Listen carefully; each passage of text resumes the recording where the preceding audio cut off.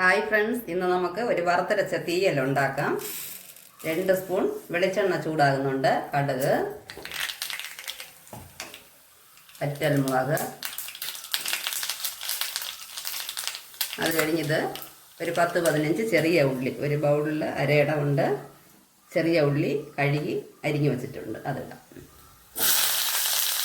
നീളത്തിലോ അല്ലെങ്കിൽ കുറുകയോ നമുക്കിഷ്ടമുള്ളതുപോലെ അരിഞ്ഞെടുത്തോളാം.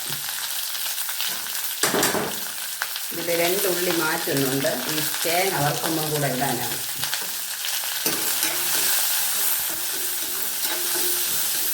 ഇതിൻ്റെ കൂടി ഇതാ ഒരു 10 ചുണ്ടയ്ക്ക. ഈ ചുണ്ടയ്ക്ക നമ്മൾ പൊട്ടിച്ച് ഒരു തല്ല് തെല്ലുമ്പോൾ അതിൻ്റെ ഈ വിത്ത് പുറത്ത് വരും. എന്നിട്ടൊന്ന് നന്നായിട്ട് കറ കളഞ്ഞ് കഴുകി വെച്ചിട്ടുണ്ട്. അതും കൂടെ ഇടാം. നല്ല ടേസ്റ്റായിരിക്കും.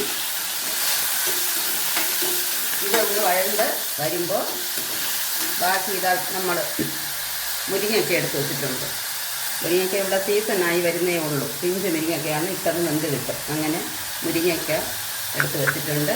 ഒരു അടമാങ്ങ എന്ന് പറയുമ്പോൾ ഒരു അണ്ടി, അടമാങ്ങയുടെ അണ്ടിയും കൂടെ ഉണക്കിയതാണ്. ചെറിയ ഒരു മാങ്ങയുടെ അണ്ടി. നല്ല ടേസ്റ്റാണ് വെന്ത് കഴിയുമ്പോൾ. അത് കണക്കാക്കി നമ്മൾ പുളി എടുക്കുക. പുളി ഒരു ചുള പുളി മതി. ഇതിൽ ഈ വെള്ളം എന്ന് പറയുമ്പോൾ ഇത് അരി കഴുകിയ വെള്ളമാണ്. അരി നമ്മളൊരു 4-5 വെള്ളം കഴുകി കളഞ്ഞിട്ട് പിന്നീട് കഴുകിയെടുക്കുന്ന വെള്ളം. ഇതൊക്കെ കേട്ടറിവാണ് എനിക്ക്. ഇത് ഞാൻ ചെയ്ത് നോക്കിയപ്പോൾ നല്ല ടേസ്റ്റ് ഉണ്ട്. അതുകൊണ്ടാണ് ഇത് യൂസ് ചെയ്യുന്നത്. അരി കഴുകിയ വെള്ളം അതാണിത് കുതിർക്കാൻ വെച്ചിട്ടുള്ളത്. പിന്നെ ഇവിടെ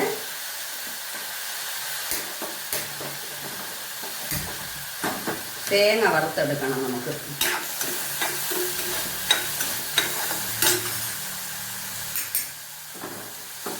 തേങ്ങ വറുക്കണം. അതിൽ കുറച്ച് കൊത്തമല്ലി, മുഴുവൻ കൊത്തമല്ലിയാണ് ഇടുന്നത്.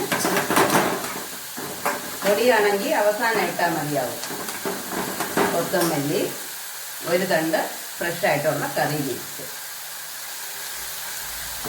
ഇനി ഇത് ഒന്ന് ചുവന്ന്, ഈ തേങ്ങ ചുവന്ന് വരുമ്പോൾ മുളക് പൊടി ഇടണം. മുളക് പൊടി അവസാനം ഇടാം. കുറച്ച് മഞ്ഞൾപ്പൊടിയും കൂടെ ഇട്ട് മഷി പോലെ അരച്ച് ചേർക്കണം. ആദ്യം ഇത് നമുക്ക് വഴറ്റിയെടുക്കാം. ഞാനത് വഴണ്ട് കഴിഞ്ഞിട്ട് ചട്ടിയിൽ മാറ്റിയിട്ടുണ്ട്. എന്നിട്ട് കുറച്ച് വെള്ളവും ചേർത്തിട്ടുണ്ട്.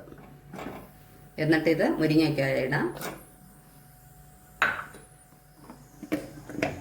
കുറച്ച് ഉപ്പ്, ചെറുതായിട്ട് ഉപ്പ് വീണ്ടും നോക്കിയിട്ടിട്ടോളാം. കാരണം ഈ പുളി ഉണക്കുമ്പോഴും ഉപ്പ് ഇട്ടിട്ടുണ്ട് അതിന്. അതുകൊണ്ട് അത് കണക്കാക്കി ഉപ്പ് ഇടുക.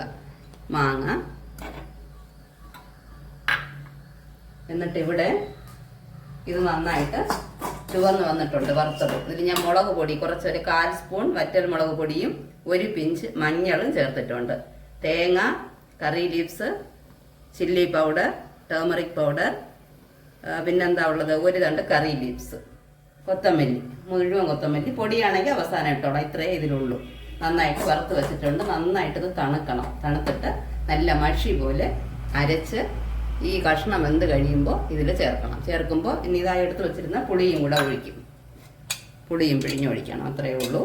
എന്നിട്ട് തിളപ്പിച്ച് എടുത്താൽ മതിയാവും. ഒന്ന് നല്ലതായിട്ട് വെട്ടി തിളയ്ക്കണമെന്നില്ല. സാധാരണ ഒന്ന് പതങ്ങി വന്ന് തിളച്ച് തുടങ്ങുമ്പോൾ ഓഫ് ചെയ്യണം. ശരി, വെന്തിട്ട് കാണാം. ഫ്രണ്ട്സ്, തീയൽ റെഡി ആയിട്ടുണ്ട്. കണ്ടോ, നന്നായിട്ട് വെന്ത് ടേസ്റ്റ് നോക്കി മണം വെച്ച് നമുക്ക് പറയാൻ പറ്റും അതിൻ്റെ ഗുണം. നല്ല മണമുണ്ട്. ഓക്കെ, അങ്ങനെ തീയൽ നമുക്ക് റെഡി ആയിട്ടുണ്ട്. ഓഫ് ചെയ്യാം. എന്നിട്ട് 1 തണ്ട് കറി ലീവ്സ് വെറുതെ ഒന്ന് ഇങ്ങനെ ഇട്ട് വയ്ക്കാം. എടുത്ത് മാറ്റാൻ എളുപ്പമാണ്. അങ്ങനെ ഇടാം. മൺചട്ടിയിലായതുകൊണ്ട് തിളച്ചുകൊണ്ടിരിക്കുകയാണ്.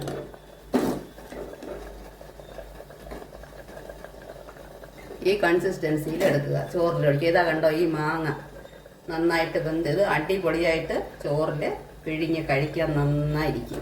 എല്ലാവരും ട്രൈ ചെയ്ത് നോക്കണം. ഓക്കെ ഫ്രണ്ട്സ്, ആരെങ്കിലും ഇങ്ങനെ മാങ്ങ അണ്ടി ചേർത്ത് കൂട്ടാൻ വെച്ച് കഴിച്ചിട്ടുള്ളവർ കമൻറ്റ് ചെയ്യുക. Please friends, share and subscribe. Thank you.